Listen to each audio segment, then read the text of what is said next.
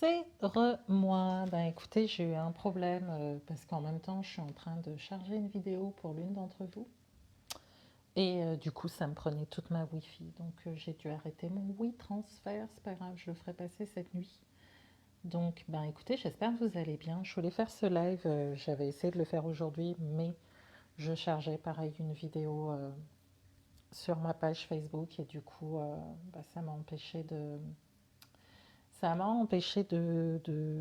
faire ce que je voulais faire. Je voulais vous faire un coucou aujourd'hui, et puis ben non, ben, ce sera un autre jour. J'attends pour voir si vous pouvez vous connecter ou pas. Ou sinon, ben, je commencerai, il n'y a vraiment aucun souci. En tout cas, ben, je suis bien contente de vous retrouver dans le département spirituel et restauration. J'espère que tout va bien pour vous, que vous avez passé un bon week-end et que vous avez démarré justement cette semaine sur les chapeaux de roue. Moi, en tout cas, de mon côté, ça va bien, ça va mieux depuis le temps d'intercession également hier qui m'a fait vraiment du bien sur ce rêve que le Seigneur m'avait donné, ce fardeau que le Seigneur m'avait donné pour cette ville pour laquelle il fallait intercéder. Et je bénis Dieu vraiment que ce jugement ait pu être stoppé et que des âmes aient pu être sauvées, tout simplement. Et ben, on continue, hein.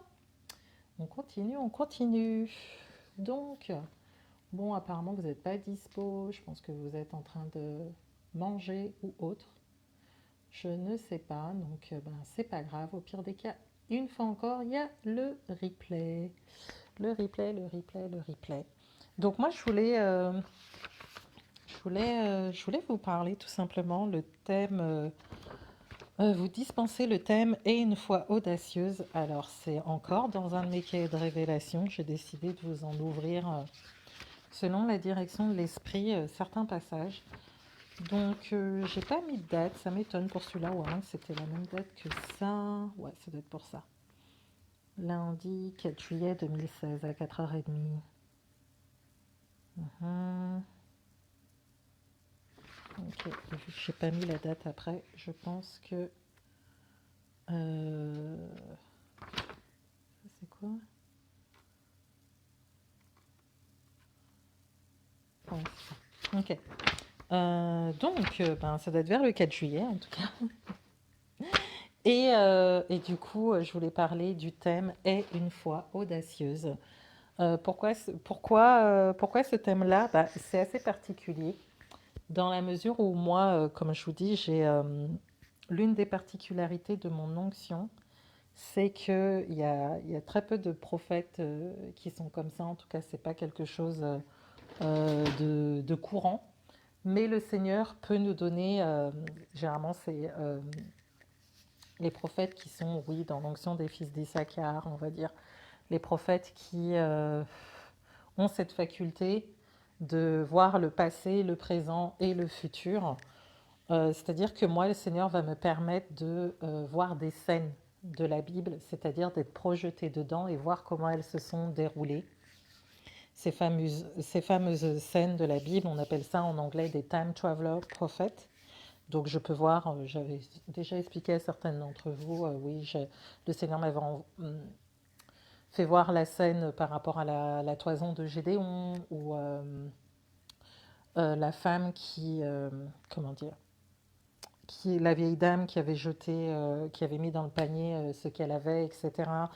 Euh, la, comment dire, la scène où David rentre dans Jérusalem avec l'arche et qui se met à danser et tout. J'ai vraiment été intégrée dans toutes ces scènes-là. C'est quelque chose d'extraordinaire à vivre. Donc le Seigneur, quand il permet ça à un prophète, c'est pour qu'il puisse porter un enseignement en tant que témoin. On appelle ça des témoins de la Bible.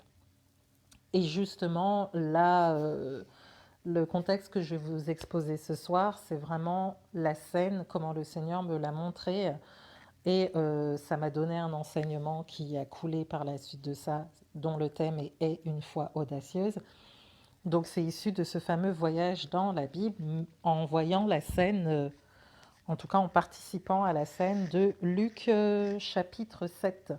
Donc Luc chapitre 7, je vais vous le lire. c'est Jésus qui guérit le serviteur d'un centenier. Donc, après avoir achevé tous ses discours devant le peuple qui l'écoutait, Jésus entra dans Capernaum. Un centenier avait un serviteur auquel il était très attaché et qui était malade sur le point de mourir. Ayant entendu parler de Jésus, il lui envoya quelques anciens des Juifs pour le prier de venir guérir son serviteur. Ils arrivèrent auprès de Jésus et lui adressèrent d'incenses supplications, disant: Il mérite que tu lui accordes cela, car il aime notre nation et c'est lui qui a bâti notre synagogue. Jésus, étant allé avec eux, n'était guère éloigné de la maison quand le centenier envoya des amis pour lui dire: Seigneur, ne prends pas tant de peine, car je ne suis pas digne que tu entres sous mon toit. C'est aussi pour cela que je ne me suis pas cru digne d'aller en personne vers toi, mais dis un mot et mon serviteur sera guéri. Car moi qui suis soumis à des serviteurs, j'ai un soldat sous mes ordres, et je dis à l'un: Va, et il va, à l'autre: Viens, et il vient, et à mon serviteur: Fais cela, et il le fait. Lorsque Jésus a entendu ces paroles, il admira le centenier, et se tournant vers la foule qui le suivait, il dit: Je vous le dis, même en Israël, je n'ai pas trouvé une aussi grande foi. De retour à la maison, les gens envoyés par le centenier trouvèrent guéri le serviteur qui avait été malade. Voilà. Donc là, c'est la scène comme elle est relatée dans la Bible. Maintenant, moi, je vais vous l'expliquer au détail près comment le Seigneur m'a permis de rentrer, de voir cette scène, comment ça s'est déroulé dans la réalité. Voilà, je vais vous faire le récit. Donc là, j'ai mon cahier. Donc je dis, dans Luc 7, après que Yeshua ait prêché sur le mont des Béatitudes, parce qu'on va un peu plus haut, dans les écrits, on voit qu'il était d'abord au mont des Béatitudes, il redescend. Là, la foule le suit et l'entoure pour qu'il puisse officier. Par exemple, comme quand on est, voilà, comme quand on est à l'église, vous voyez. Mais de là vient des personnes qui viennent à lui. Ils arrivent difficilement à se frayer un passage. Il y a la barrière de la foule, puis celle des disciples. Vous vous souvenez du passage où il y avait des personnes qui voulaient approcher Yeshua, ou même les enfants, et les disciples font genre le rôle de proto, non, non, l'approchez pas et tout. Donc vous voyez comment il est délicat de s'approcher de Yeshua, parce qu'il y a déjà la foule qui était rassemblée au mont des Béatitudes et qui suivait Yeshua, comme c'est dit à la fin au verset 9 du chapitre 7, hein, la foule qui le suivait. Donc c'est une foule qui le suit, mais en même temps, donc il y a la barrière de la foule, mais il y a la barrière des disciples. Donc quand ils arrivèrent devant Yeshua, et on comprend que c'est avec difficulté, ils lui annoncent qu'ils viennent de la part du centenier pour qu'ils y travaillent. Ce dernier a un serviteur qu'il estime beaucoup, qui est malade. Le centenier, ayant entendu parler de Yeshua, demande s'il peut venir à son chevet pour le guérir. Le groupe d'hommes plaide la cause du centenier en disant à Yeshua que c'est un bon maître, qu'il est à même de participer à la construction de la synagogue de Capernaum, etc. Yeshua réfléchit 30 secondes et dit: Ok, je vous suis, menez-moi à cet homme. Mais de là, moi qui suis témoin de la scène, c'est-à-dire que je suis parmi la foule, quoi. Je suis dans la scène, vous voyez. Donc là, c'est moi qui parle. Mais de là, j'entends des cris des approbateurs. La foule qui suivait Yeshua est mécontente, car eux, ils attendent que Yeshua les touche. Dans la mesure où Yeshua était au mont des Béatitudes et il a fait sa prédication et il descend. Donc les personnes, elles, maintenant, elles attendent l'exercice du ministère. Vous voyez? Donc ces personnes attendent que Yeshua les touche, qu'il leur impose les mains, qu'il y ait des guérisons, des délivrances, car oui, il a prêché aux béatitudes, et à la fin, c'est comme un service à l'église où les personnes veulent s'approcher pour un temps de prière, qui est la prière pour les malades, des guérisons, miracles, pour les besoins. Mais là, tout d'un coup, tout le programme là est chamboulé à cause de ces personnes qui sont venues plaider la cause du centenier. Vous comprenez?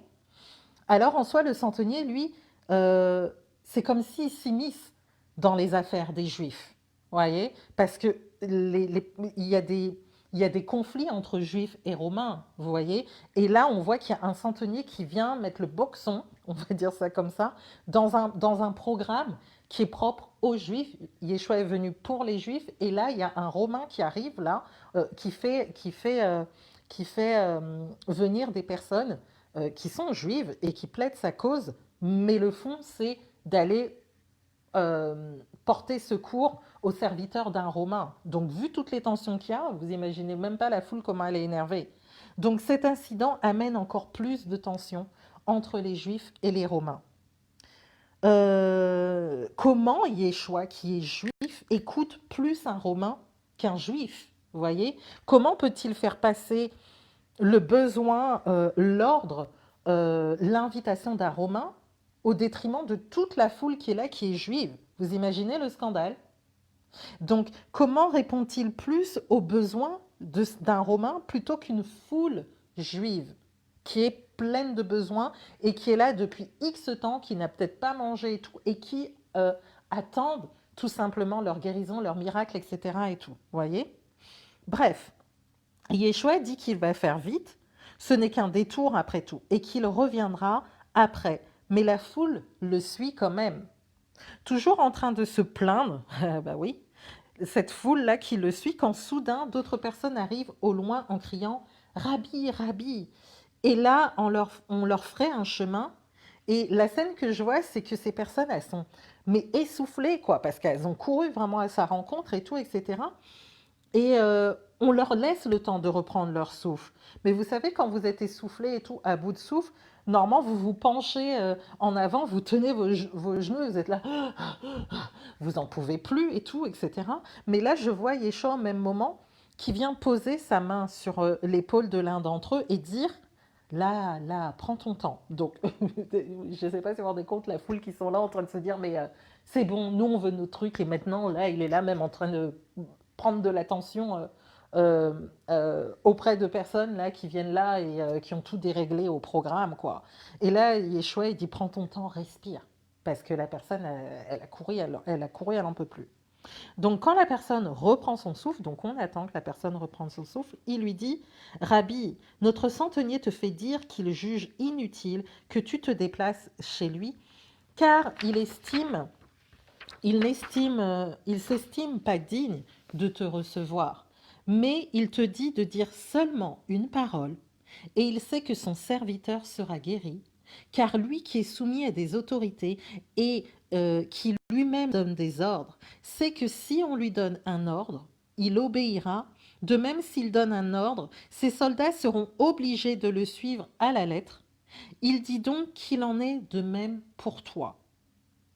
De là, Yeshua, grandement étonné, se tourne vers la foule mécontente et toujours plaintive et leur dit en poussant une voix forte, « Voilà, même dans tout Israël, donc le peuple, je n'ai trouvé un homme avec une aussi grande foi. » Vous voyez, là, entre le petit chapitre qui est du chapitre 7, verset 1, jusqu'au verset 10, là vous avez toute la profondeur de la scène, comment Yeshua en est venu à s'écrier ça, vous voyez. Et il dit, puis il continue, et en soi, la manière dont moi je l'ai entendu s'exprimer, il était là, vous étiez là à vous plaindre, parce que je devais m'absenter un instant pour aller au chevet de cet homme que le centenier m'avait demandé d'aller visiter. Mais le centenier a eu plus de foi que vous, sachant que même en mon absence, et sans toucher cet homme pouvait être guéri. Qu'en est-il de vous? Où est votre foi? Je vous le dis, même en Israël, je n'ai trouvé un homme avec une aussi grande foi. Puis, se tournant vers le serviteur, il lui dit, « Va, retourne dans la maison de ton maître, ton serviteur est guéri. » Et quand les serviteurs arrivèrent, le serviteur était effectivement guéri. Donc, ça s'appelle un voyage dans la Bible, être témoin d'une scène, comment elle s'est déroulée dans la Bible et la porter en témoignage auprès du peuple de Dieu. Donc là, vous voyez vraiment comment les circonstances ont fait que Yeshua ait pu dire,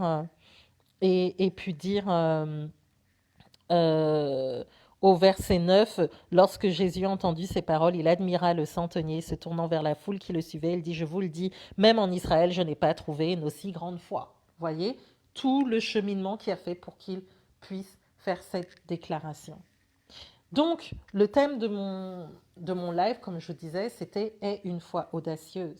Donc, qu'est-ce qu'une foi audacieuse? Donc, une foi audacieuse, c'est une foi qui brave les obstacles. La foi en soi, c'est avoir l'audace de croire en l'impossible. Mais qu'est-ce que l'audace? Qu'en est la définition? L'audace, ça signifie, c'est une hardiesse qui ne connaît ni obstacle, ni limite. C'est une attitude de quelqu'un qui méprise les limites imposées par les convenances, impertinences et insolences. En soi, c'est un acte qui viole les convenances et les règles. On peut noter dans la Bible aussi une autre personne qui a eu une foi audacieuse, c'est la femme aux pertes de sang. La foi audacieuse en soi, elle défie notre propre imagination. Elle défie les lois de la nature, les lois et les normalités de ce monde. Elle va au-delà, elle va au-delà de tout ça, parce qu'en soi, c'est notre esprit qui habite en nous, qui va chercher notre dû dans le naturel et l'amener à l'existence dans le naturel. Il va chercher en nous, il va chercher notre dû dans le surnaturel, pardon, et il va l'amener à l'existence dans le naturel. Donc, il faut savoir que la foi, elle ne s'embarrasse pas des critères et lois instaurés par ce monde. La foi en soi, elle n'a pas de protocole. Elle est vivante, elle est violente, à l'image de la femme aux pertes de sang qui a dit « Si seulement je peux toucher le bord de son vêtement, je serai guérie ». La foi, elle triomphe du monde. Elle triomphe des obstacles devant soi. La foi, et surtout la foi, celle dont je parle, la foi audacieuse, elle déplace les montagnes. La foi, elle n'a que faire en soi des oppositions. La foi audacieuse, elle va utiliser ses oppositions pour atteindre son but. Et là, je vous donne par exemple cette fameuse femme aux pertes de sang qui a utilisé son impureté parce qu'elle était déclarée comme impure à cause de ses pertes de sang, pour s'éloigner, pour faire éloigner la foule, c'est-à-dire que et frayer un chemin jusqu'à Jésus, c'est-à-dire que elle, quand elle marchait dans la foule, pour que cette foule s'écarte d'elle plus rapidement, elle avait juste à déclarer impure. Et là, on entend quelqu'un d'impur. Oh mon Dieu, wow, faut pas toucher, c'est la peste, c'est truc. Donc le chemin se ferait devant elle. Donc elle est là d'un côté impure, impure, impure, impure. Et là, le chemin commence à s'ouvrir devant elle parce que dès que les Juifs entendent impur, mais ils fuient quoi. Parce que si on touche quelqu'un d'impur, je ne me rappelle plus combien de temps ils doivent rester hors du camp et tout, etc. Pour se purifier, etc. Mais c'est la croix et la bannière. Donc, on va tout faire pour éviter d'être souillé par une personne impure. Donc, elle, le fait qu'elle prenne ce qui est une opposition dans sa vie, au même titre que vous, ce qu'on a méprisé chez vous, quand vous l'utilisez dans votre destinée, ça va devenir une force et ça va vous frayer un chemin également. Vous comprenez? La foi audacieuse, par exemple, du centenier, eh ben, cette foi audacieuse, elle a vaincu l'obstacle de la tradition juive qui fait que toute personne qui entre dans une maison d'un non-juif devenait rituellement impure.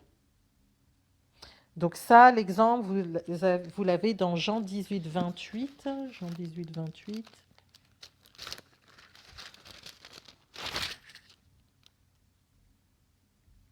Voilà. Ils conduisirent Jésus de chez Caïphe au prétoire. C'était le matin. Ils n'entrèrent point eux-mêmes dans le prétoire afin de ne pas se souiller et de pouvoir manger la Pâque.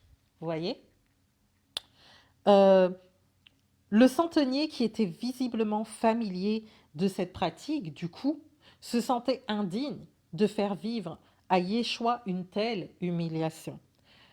Il a donc eu suffisamment de foi audacieuse pour savoir que Yeshua pouvait guérir en prononçant seulement une parole, tout comme lui, il le fait à l'encontre de ses serviteurs. C'est-à-dire qu'il donne un ordre et l'ordre est pris en compte et la tâche est exécutée. L'ordre est exécuté. Tout comme Yeshua qui donne un ordre, et ben ces anges, ils vont faire le travail et ils vont accomplir la parole qui est sortie de la bouche de Yeshua, parce que Yeshua est la parole, il est le Verbe incarné, et la parole déclare bien que la parole qui sort de la bouche de Dieu ne retourne point à lui sans effet, sans avoir exécuté ce pourquoi elle a été envoyée. Donc voilà, ça c'était mon étude sur la foi audacieuse qui est sortie au travers de ce voyage dans la Bible que le Seigneur m'a fait grâce de vivre cette magnifique scène de Luc chapitre 7 au travers de la guérison du serviteur d'un centenier. Donc en tout cas, ben, c'est ce que je relâche sur vous et sur moi-même, cette foi audacieuse, que nous puissions nous également avoir cette même foi que le centenier, cette même foi audacieuse que la femme aux pertes de sang qui est une audace de croire à l'impossible. C'est une attitude et qui fait qu'on méprise les limites imposées par les convenances, par les lois, les impertinences, les insolences. C'est vraiment et qu'on ait nous aussi cette hardiesse qui ne connaît ni obstacle tant dans ses pensées que tant dans ce qu'on voit dans la réalité de nos vies, dans les circonstances de nos vies, que nous n'ayons tout simplement aucune limite, que nous ne nous attachions pas à ce que nous puissions voir, et je le dis premièrement pour moi, je me connais, mais surtout à ce que nous croyons possible que Dieu peut faire pour nous, car euh,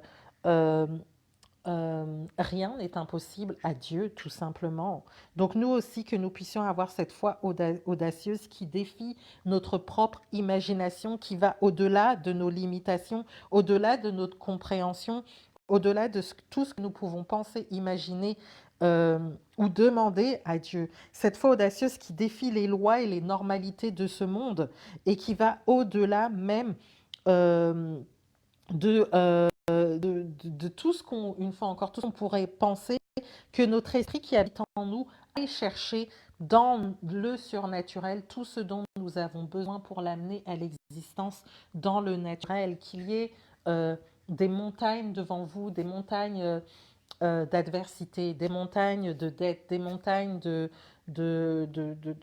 circonstances fâcheuses qui se dressent devant vous, que nous puissions tous ne pas nous embarrasser de toutes ces montagnes, de tous ces critères, de toutes ces lois instaurées, de tout ce que le monde peut nous dire non, c'est impossible, on ne peut rien faire pour vous, qu'on puisse briser dans notre entendement ces limitations, ces protocoles, et que nous aussi, nous puissions utiliser la force qui est en nous, nous aussi qu'on puisse utiliser ce qui a été méprisé en nous pour l'utiliser comme tremplin, pour activer cette foi audacieuse et voir notre miracle comme cette femme aux pertes de sang qui a tout simplement pris ce qui lui occasionné le mépris du peuple juif, à savoir son impureté.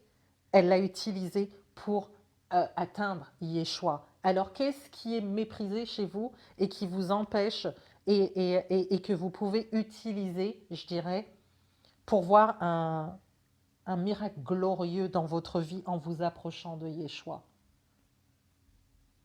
Quelle est votre limitation et comment vous pouvez la retourner en votre faveur pour activer cette foi audacieuse qui va qui va créer un changement radical, je dirais, dans votre vie. Qu'est-ce que c'est? À vous de vous poser la question, à vous de réfléchir et de voir comment vous pouvez utiliser cette limitation, la contourner et l'utiliser comme effet levier, voyez, pour vraiment euh, manifester cette foi audacieuse qui va faire qu'en une déclaration, vous allez plaire au cœur de Dieu. Tout comme cette femme au père de sang qui dit « Si seulement je peux toucher le bord de son vêtement, je serai guérie », alors qu'elle savait que si elle touche le bord de son vêtement, elle communique de l'impureté à Yeshua. Mais elle ne voit pas l'impureté, elle voit la guérison qu'il peut transférer en elle. Vous voyez?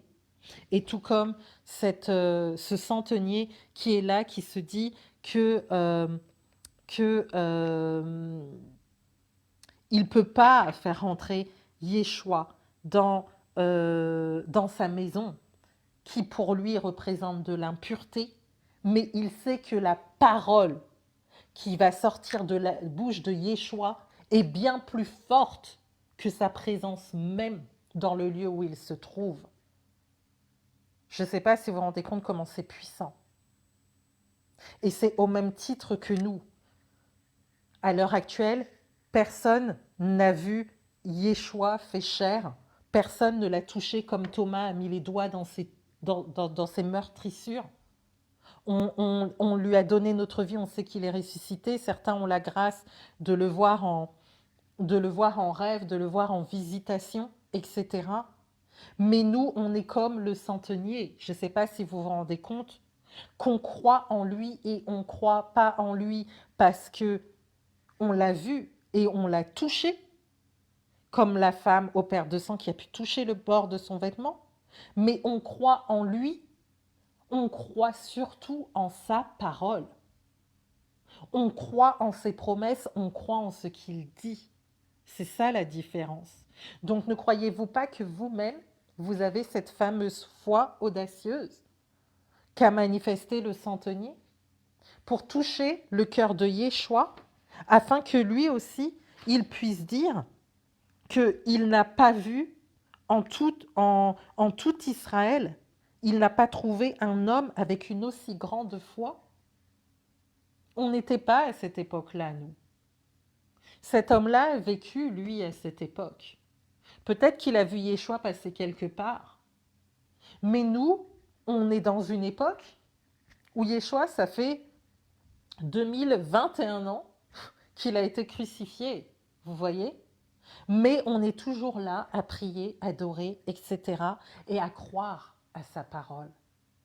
Donc, qu'est-ce que vous avez en vous pour activer cette foi audacieuse, si ce n'est déjà cette foi que vous avez en sa parole et qui mérite d'être amplifiée avec quelque chose qui, je dirais, fait que là où vous êtes méprisé, en présentant cette chose à Yeshua, vous pouvez déclencher votre miracle.